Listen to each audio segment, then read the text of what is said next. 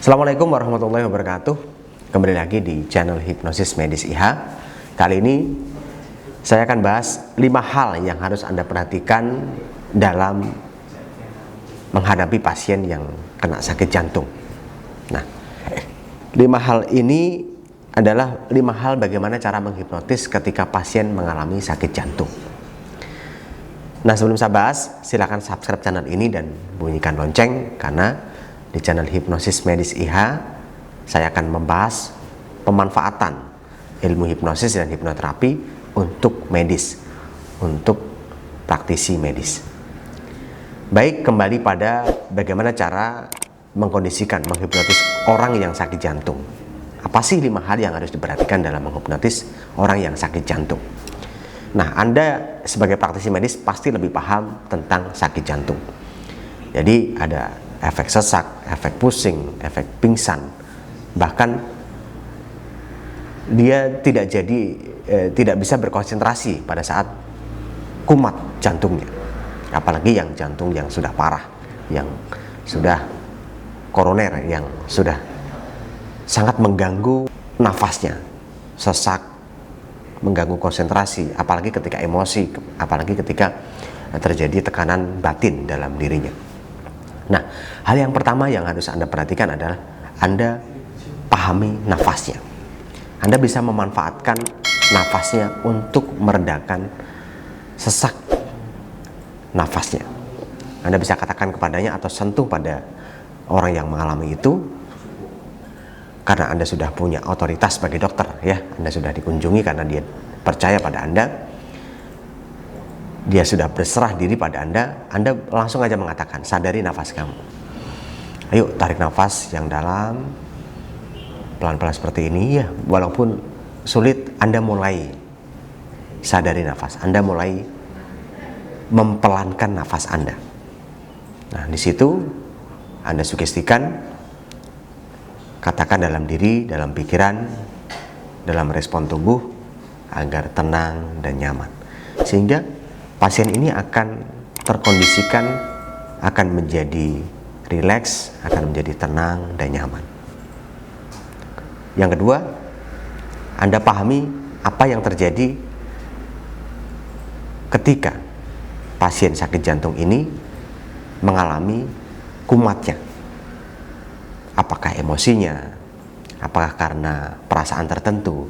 Nah, dengan Anda paham hipnosis medis, Anda bisa mengkondisikan emosinya, perasaannya. Kemudian, tadi yang pertama adalah respon tubuhnya. Nah, ketika terjadi emosi yang akibat dari keterlibatan orang lain, Anda bisa menenangkan dirinya dengan sugesti yang tepat. Misalkan, lupakan sementara waktu hal itu.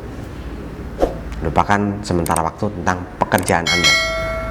Lupakan sementara waktu tentang emosi terhadap pasangan Anda, terhadap anak Anda, terhadap lingkungan Anda, terhadap keluarga Anda, yang menyebabkan Anda deg-degan, yang menyebabkan Anda sesak nafas, yang menyebabkan Anda jantungnya kumat. Lupakan sementara waktu dan sadari nafas Anda. Maka si pasien akan terkondisikan dengan baik dan akhirnya bisa Anda tangani dalam operasi jantungnya atau penanganan jantungnya. Yang ketiga adalah Anda harus memahami apakah seseorang yang mengalami sakit jantung ini masuk dalam kondisi yang bisa diajak komunikasi atau tidak bisa diajak komunikasi. Misalkan tidak bisa diajak komunikasi, silakan Anda menggunakan respon jari atau respon gerakan yang mudah di dalam dirinya, misalkan jari atau denyutan atau gerakan tangan, misalkan masih bisa bergerak tangannya, ya, atau gelengan kepala yang misalkan di kondisi dia tidur kemudian tidak bisa berbicara. Jika kamu mengerti kondisi ini, jika kamu paham apa yang saya katakan, gelengkan kanan kepala Anda. Nah, respon itu Anda lakukan ketika si pasien tidak bisa diajak komunikasi atau tidak bisa bicara secara langsung. Mungkin kondisinya sudah masuk dalam kondisi koma, sehingga Anda bisa mengaturnya untuk menenangkan dirinya di kondisi tersebut. Nah, ini akan membuat dia menjadi tenang dan misalkan meninggal pun pada kondisi yang tenang. Itu yang ketiga. Yang keempat adalah ketika pasien itu sakitnya menyebabkan dia nyeri sekali. Nah, dengan nyeri tersebut Anda bisa lakukan sugesti dengan menyuntik, walaupun isi dari obatnya tidak untuk anestesi, namun Anda bisa mensugesti untuk ketenangan diri. Oke, saya suntik di bagian sini dan Anda merasa nyaman. Anda tahu apa yang saya lakukan dan Anda merasa nyaman. Dan pernafasan Anda menjadi rileks dan jantung Anda menjadi normal kembali. Nah, dengan begitu Anda akan mudah melakukan apa yang harus Anda lakukan kepada pasien yang sakit jantung. Kemudian yang terjadi yang kelima biasanya adalah kepala pusing. Orang yang tiba-tiba sakit jantung itu kepalanya pening sekali, pusing sekali sampai terjadi ingin pingsan. Nah, dari situ Anda bisa melatihnya di dalam sugesti, yaitu menyadari nafas dan mengendorkan otot-otot yang ada di kepala. Ini seperti teknik yang diajarkan Dave Elman dalam hipnosis, yaitu merelaksasi semua bagian tubuh sehingga menjadi tenang, rileks, dan nyaman. Nah, setelah Anda bisa mengkondisikan seperti itu, Anda akan mudah menangani dalam mengatasi sakit jantungnya pasien Anda. Baik, untuk lebih jauh, lebih dalam, lebih jelas tentang ilmu hipnosis medis, Anda bisa ikuti pelatihan kami di pelatihan hipnosis medis IH.